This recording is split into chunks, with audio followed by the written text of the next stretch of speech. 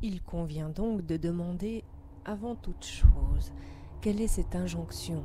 Pourquoi cette grande chasse à la vérité du sexe, à la vérité dans le sexe?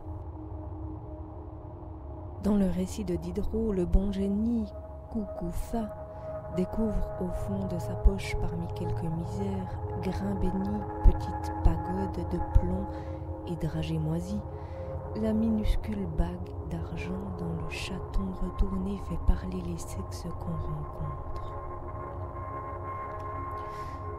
Il la donne au sultan curieux. À nous de savoir quel anneau merveilleux confère chez nous une pareille puissance, au doigt de quel maître il a été placé, quel jeu de pouvoir il permet ou suppose, et comment chacun de nous a pu devenir, par rapport à son propre sexe et par rapport à celui des autres, une sorte de sultan attentif et imprudent. Cette bague magique, ce bijou si indiscret lorsqu'il s'agit de faire parler les autres, mais si peu dissert sur son propre mécanisme, c'est lui qu'il convient de rendre à son tour loquace. C'est de lui qu'il faut parler. Il faut faire l'histoire de cette volonté de vérité, de cette pétition de savoir qui depuis tant de siècles maintenant fait miroiter le sexe. L'histoire d'une obstination et d'un acharnement.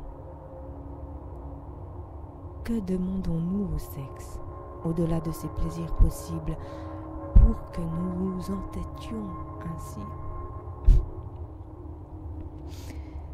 Quelle est cette patience ou cette avidité à le constituer comme le secret, la cause omnipotente, le sens caché, la peur sans répit? Et pourquoi la tâche de découvrir cette difficile vérité s'est-elle retournée finalement en une invitation à lever les interdits et à dénouer des entraves? Le travail était-il donc si ardu qu'il fallait l'enchanter de cette promesse?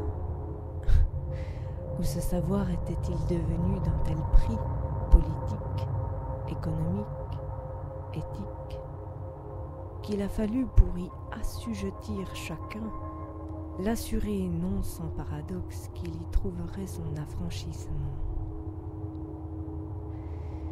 Soit, pour situer les recherches à venir, quelques propositions générales concernant l'enjeu, la méthode, le domaine à parcourir et les périodisations qu'on peut provisoirement admettre.